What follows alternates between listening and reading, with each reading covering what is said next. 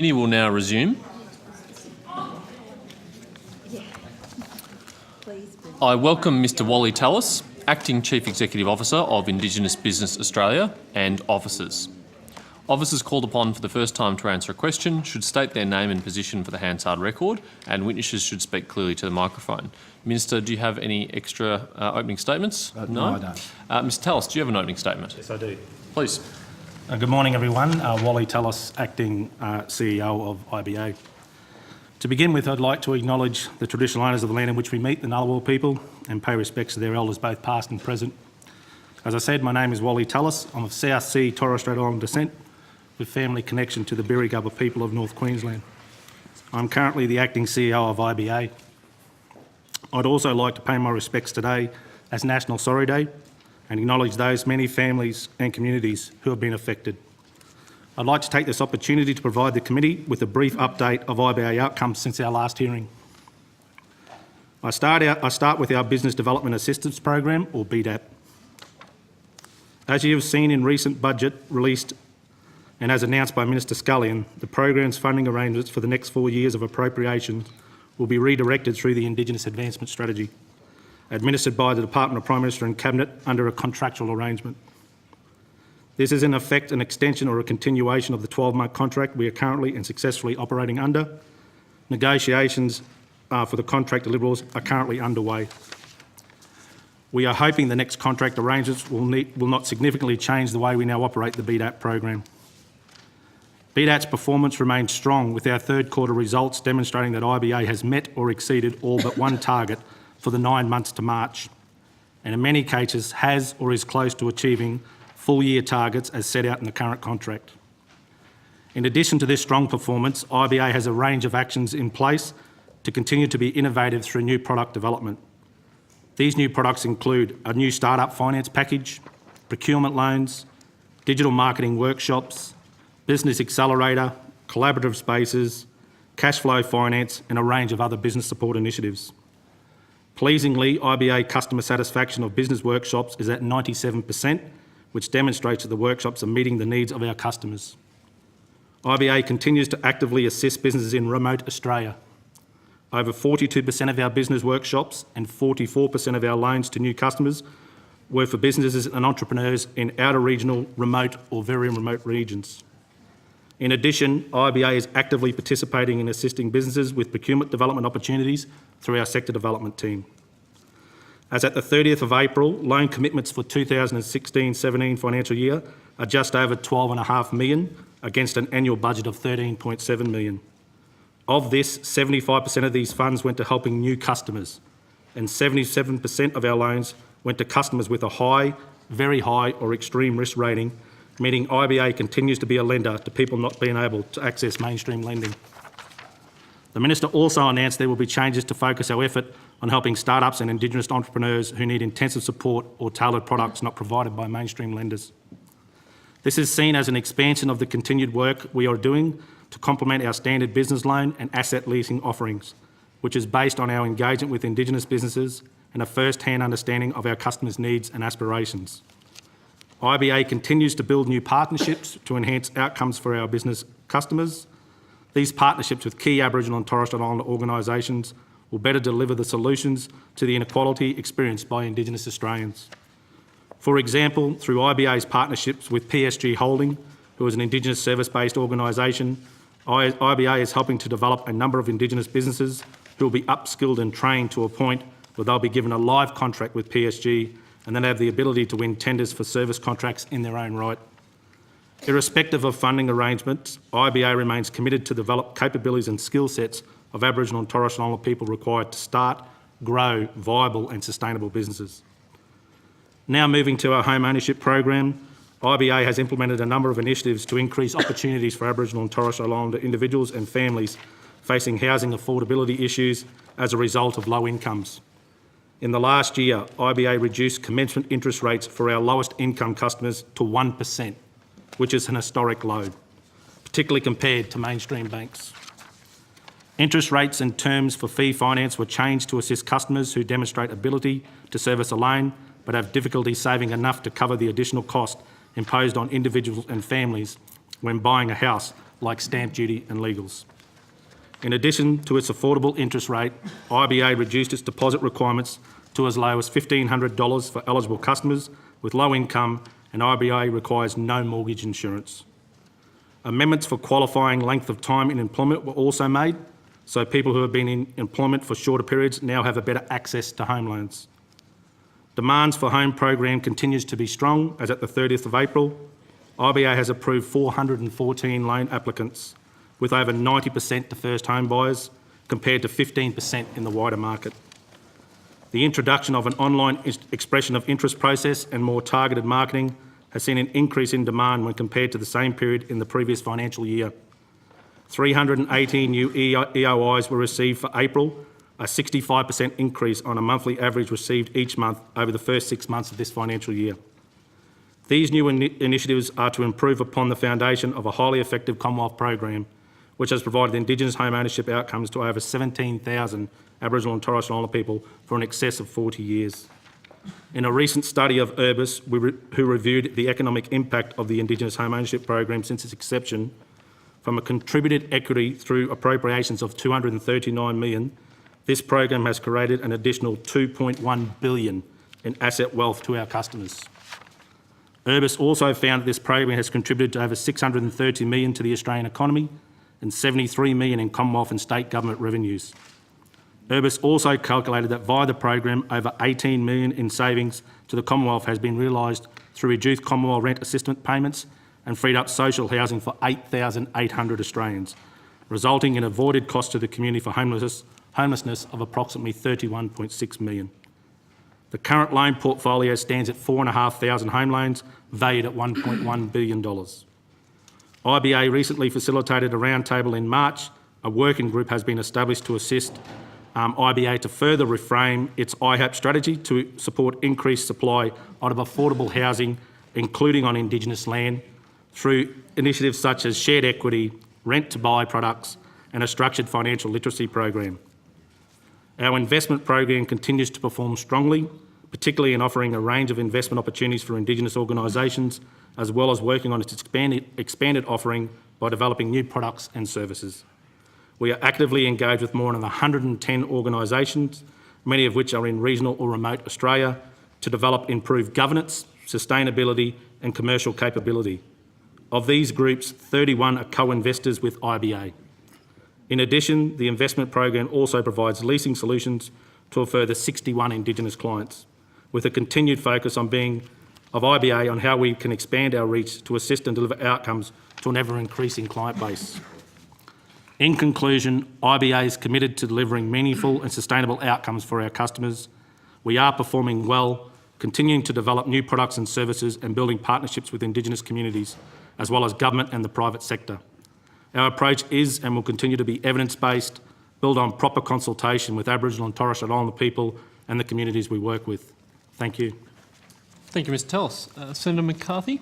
Yes, I will ask some questions. I think Senator Dodson would like to first. But Chair, could we just ask for that to be tabled, though, again, this statement, please? Yeah, thank you, Ms Tellis. All right, Senator Dodson. Yes, thanks, Mr Tellis.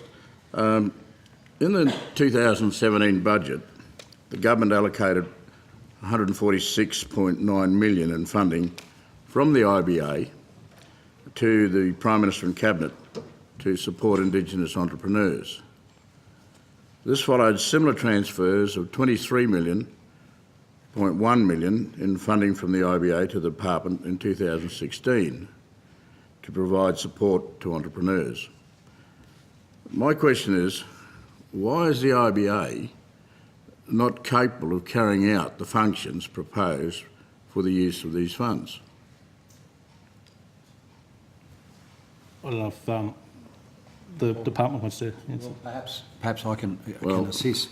Well, I can assist by reminding the Senator that we took questions in 2016 and what the board had indicated to us was that there was some legal issues around, there were some potential legal issues around them being able to provide loans and to be able to provide this service within the terms of their constitution and APRA. So we decided, as I explained in 2016 to this committee, that we would simply recontract So the appropriation was taken away and an identical amount was recontracted because because IBA could do it that way because the contract was asked to do specific issues. So it wasn't part of an appropriation. The appropriation gave the entire amount back in so much as it could avoid the concerns and anxiety they had about their legal position. That's in broad terms. What our intention was, so we've done effectively the same, but with about 75% of the funds. The remaining funds are in the $9.1 million a year less. So the $27.5 million continues to be the appropriation with withheld. In a contractual arrangement is now returned to IBA, and the remaining 9.1 annually is to be through three initiatives: an Indigenous Entrepreneurs Capital Scheme, new support programs, and better access to information. The only difference between these schemes being run by IBA and not being run by IBA, I released a consultation paper at the Connect conference recently that's going to provide us advice on a number of things, but particularly about where Indigenous business wants the Indigenous Entrepreneurs Capital Scheme to lie, where they want the new support programs like business hubs, back of office support. Do they want that to remain within IBA, or do they believe that there's an opportunity for a growing Indigenous business around that matter? And the third was a one-stop shop for online business. In the same way, whether or not that should be run by IBA, or they see an opportunity for another business around that. So we may well see this time next year and a year hence what will be reflecting what the Indigenous business sector wish us to do, and we may well see through a contractual arrangement all of those, the Indigenous Entrepreneurs Capital Scheme, the new support programs and better access to information through a one-stop shop return to IBA. So this is a transition, and we indicated, being the coalition indicated as part of our undertakings at the last election, and I'll quote, the business support operations of IBA will be refocused to provide greater assistance for entrepreneurs and business startups. Now, Mr Chair, we do have a problem of our own making. It's not a bad problem to have, but the demand for Indigenous businesses obviously corresponds with the demand for support for Indigenous businesses and capacity within those businesses.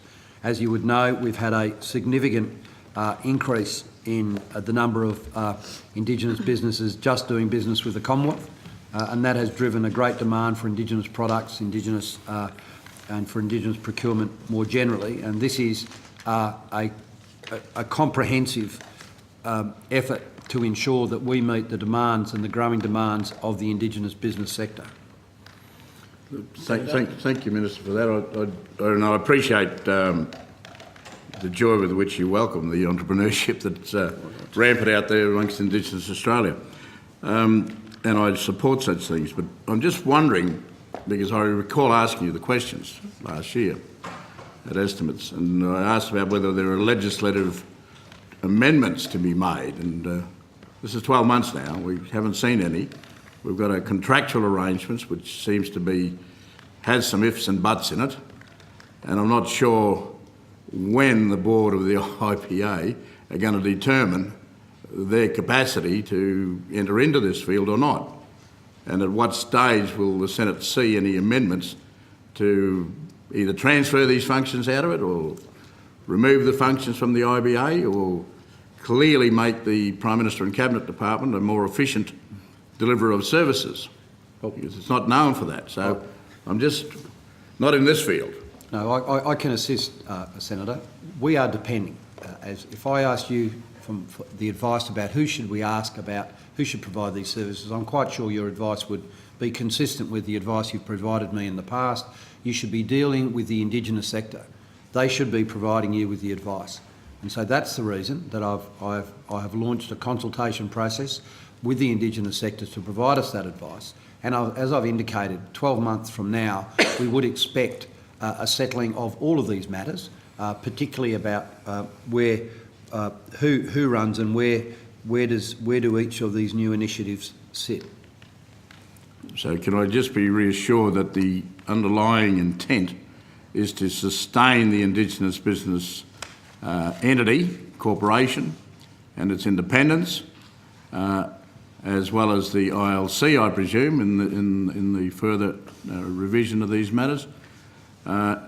Or is this to move that whole independent Indigenous decision-making process away from those boards into a bureaucratic structure, which is fundamentally the Prime Minister and Cabinet Department? Well, I think that is a really important question, Senator.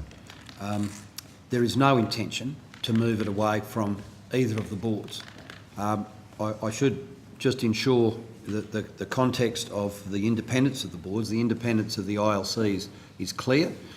The independence of IBA is a different sort of independence, is that it can be guided by Parliament and can be guided by the Minister. But it is not our intention to move these away, but it's our intention to give opportunities for Indigenous business to be able to direct us about where these initiatives should go. And so this does give us an opportunity, but there's no other motivation than to have an opportunity for Indigenous businesses to have a say about the future structure of support for their industry. Senator, I'd like to add in 2 points. IBA, through its current contractual arrangements, as I said in my opening address, has met all of the conditions and processes in regards to the requirements of the contract. So are we delivering, you asked that specifically, is yes. We believe we'll meet all obligations in regards to what we need to be delivered. Loans is only one part of our business. I think that's an important segment to take. It's also about building the capability and capacity of the sector, which we're continuing to do. We have over 1,000 people who have made contact with us. We're running workshops. We've exceeded the annual target of workshops. We've created new products. And by June 30, we believe we'll meet all indicators in regards to our required contract with the department this year. I then also welcome that we'd be, as an IBA agency, welcome to any legislative changes as well, which can assist in regards to the future growth of the Indigenous business sector strategy. But IBA, as I said in my statement, is committed and I think very well positioned to continue the work which we've been doing in regards to developing.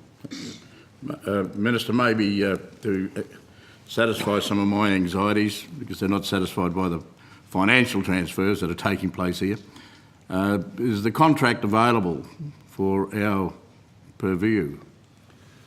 I'd seek advice. I mean, only because it's a legal contract. I couldn't, at the top of my head, imagine why we wouldn't be able to provide that. It's a pretty straightforward... No, it's public money, so I'm just interested. Well, indeed, but it's still subject in this environment to commercial in confidence matters. I don't imagine that will be the case, but I'll have to check. If that isn't the place, of course, we'll provide that, Senator. The contract isn't settled yet, so we've only received a first draft of the contract on Wednesday this week. Oh, so you don't have a settled contract? Not as yet, but we're working towards that. And we're transferring large amounts of monies to an unknown contractual situation, is that right? Well, we're confident that we'll get a contract done, Senator. Well, it's just useful to correct the record, Senator. We're not contracting anything to unknown past parties. That party's me. No, but you don't know the terms and conditions of your agreement yet. They're not So the confidence with which Mr Wally speaks gives me some cause to pause. Well, without the clarity of what the contract is. Well, we have a contract, an existing contract, for the 100% of the funds that was recontracted back. Now, the remainder of those funds, I would imagine, would be contracted back in an extremely similar way. And I have a level of confidence, and I hope you can share that in time, Senator, that since we have historically had IBA fulfil all of those requirements for the bulk of those funds, the contracting arrangements would be much the same. But as I said, when those are completed, I don't see any reason why they shouldn't be available. And as those, and if I could ask Mr Tallis, the CEO, acting CEO, if you can take into consideration what elements of that contract you'd be able to provide the Senate that would expedite processes. Okay. So is it within the next 6 months or the next 2 months or the next... What's the period you believe this contract's going to be settled? By the next financial year or this year? we're hoping in this year to kick off the contract. Like I said, we have a very good relationship and discussions with both PMC in regards to working it through. So, like I said, Senator, we've only just received the contract. So, last year we were able to give you timeframes. Well, I think we commenced in March and we signed it off in June. So it was around a 2.5, 3 month process in regards to achieving that. So we expect it to be easier. I take the Minister's word that the contract, he'll check out whether the contract can be made available to us. Presumably, and the Minister's got the message, we need to see that as soon as possible. Yep. Because we need to be assured what these arrangements are. Well, perhaps for assistance, given that I said, indicated that it should be very similar, if not identical, I'd ask through Senator Dodson if we can provide last contract to you, because that should be able to be provided immediately and give you some Give me the broad breadth of the scope of what you've dealt with. Thank you. We should be able to do that today, Senator. Thank you. Thank you, Minister. Thanks. Melanderi. Minister, you mentioned there that there was a consultation process going on with the Indigenous sector. Can you just elaborate some more on what that is? Well, we launched this consultation process, and it's asking the industry sector about how we would best run and where we would best place the Indigenous Entrepreneurs Capital Scheme, amongst other matters. But the reason that we're speaking at this time over a range of matters to business is because they asked that we do that. And it's due to the very fast acceleration and growth in the sector and anxiety around everyone's capacity to be able to ensure that growth is sustainable. And so how we provide our support services is obviously a very important element of that. And so the consultation is all about where the government sits in these support services, how would they like these support services in the long term to be delivered, and what do they think about. So, for example, many emerging businesses, and I won't talk about Indigenous businesses, but because there is in effect no difference, but back of office support for an emerging business and a startup is often challenging. So how do we try to find ways under which Indigenous businesses can be used in the middle of this support?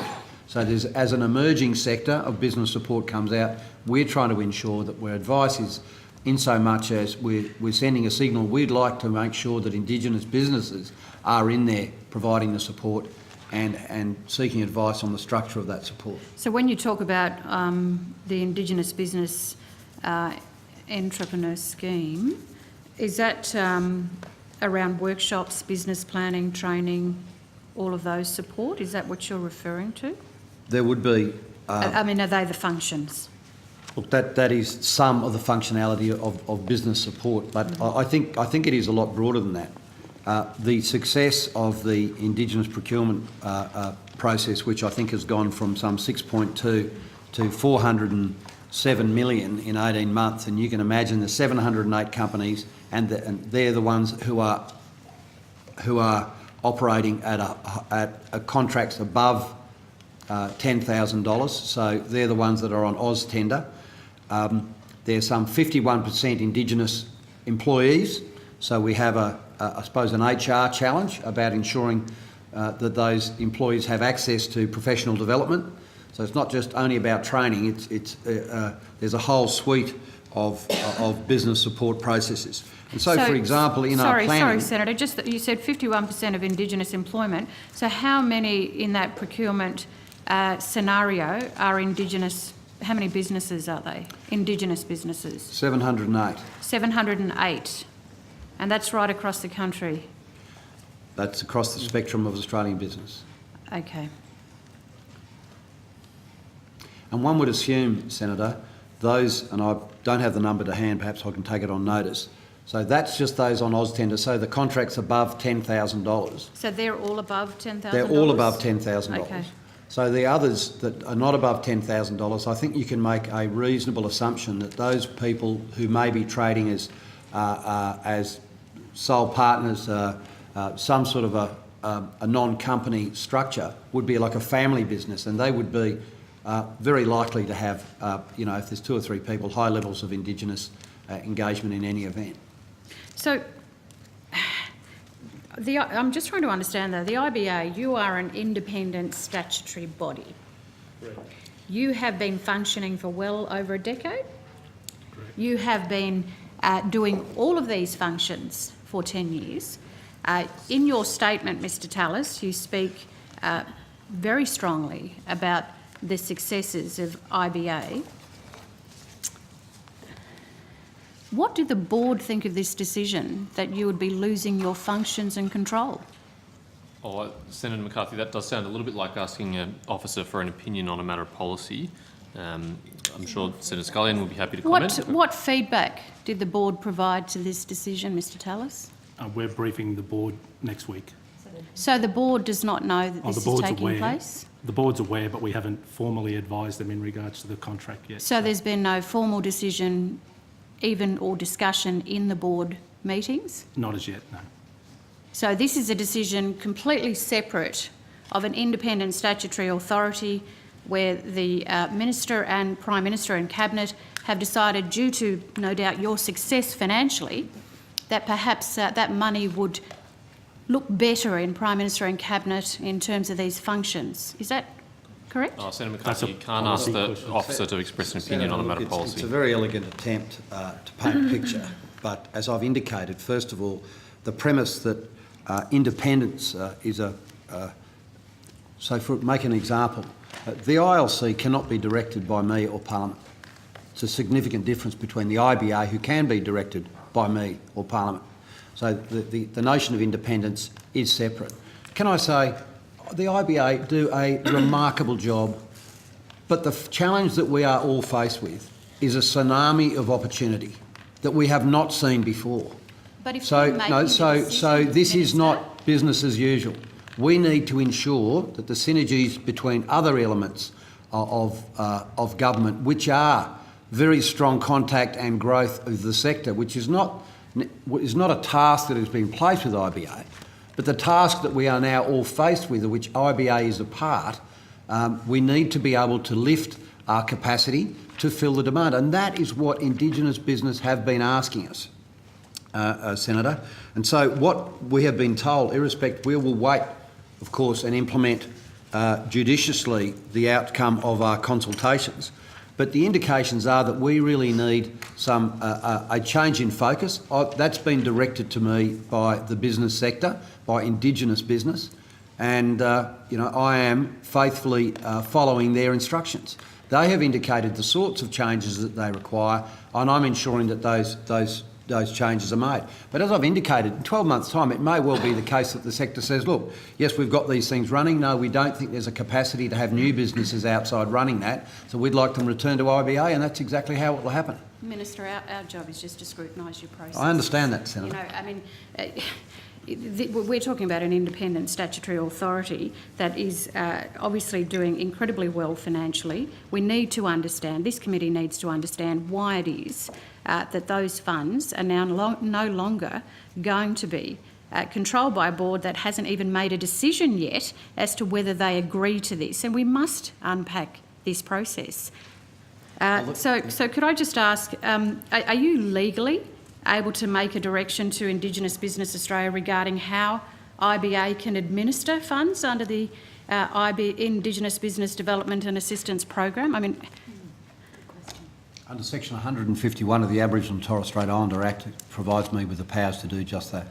Shanti Rama, Acting General Counsel. Can I just Thank confirm you. that the Minister only has the power to provide us with general written directions, not specific directions? So sorry, Ms Rama, can you just repeat what Act that is? Section 151 of the ATSI Act says Indigenous Business Australia must perform its functions and exercise its powers in accordance with any general written directions given to it by the Minister. General. So you said not direct. I believe there's a difference between general written directions and specific directions. Maybe the Minister... Well, haven't you nonetheless provided directions to the IBA, Minister? Yes, I've provided general direction to the IBA. General directions. Would we be able to have a copy of those general directions? I'll have to take that on notice, Senator. Can I confirm, Minister, that these have been You all understand, we all understand that ministers are in communication regularly with statutory authorities, but a direction in the context of the Act is a more narrow category of communication and is normally done in writing. Have you exercised your powers under this Act? Well, can I just say that the answer to my questions was in the context of trying to explain the nature of independence to the Senator in her questions. I'll have to check, as I've said. I'll take that on notice, but when I'm saying on notice, we don't have those necessarily to hand. Well, but Minister, we're here till 3 o'clock this afternoon. I wonder if someone in the department could find out and come back to us today. I've just indicated that they'll be getting that directly, and that means today. I'm hoping terrific. to provide that straight away. I just don't have that to hand. So we'll be able to get a question on notice, and I'll be able to get the answer to that to you today, Senator. Well, can I just check, because Senator McCarthy asked whether you could table any written correspondence. I'm asking, I guess, the prior question, which is, have you exercised your powers formally under the Act to provide general direction? Well, as I've indicated, I'll take and that you on take notice. both of those on notice. I just want to clarify that is the nature of our question. But can I also add, Senator, that this has been a long series of conversations about this matter with IBA. And these conversations started when the IBA indicated to us that they felt that they weren't able to, and they in fact sought legal advice. They weren't able to provide the nature of the business services and some of the loans that there was an assumption they were able to. And it was on their request and their advice that we started to make some of these changes.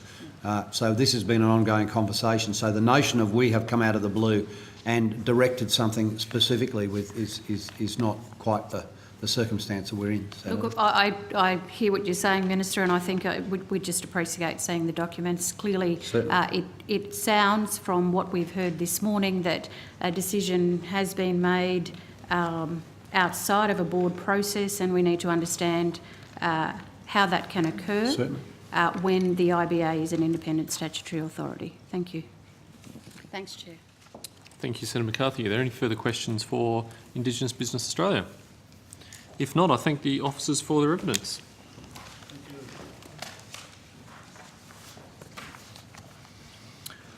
We'll move now to the Office of Registrar of Indigenous Corporations.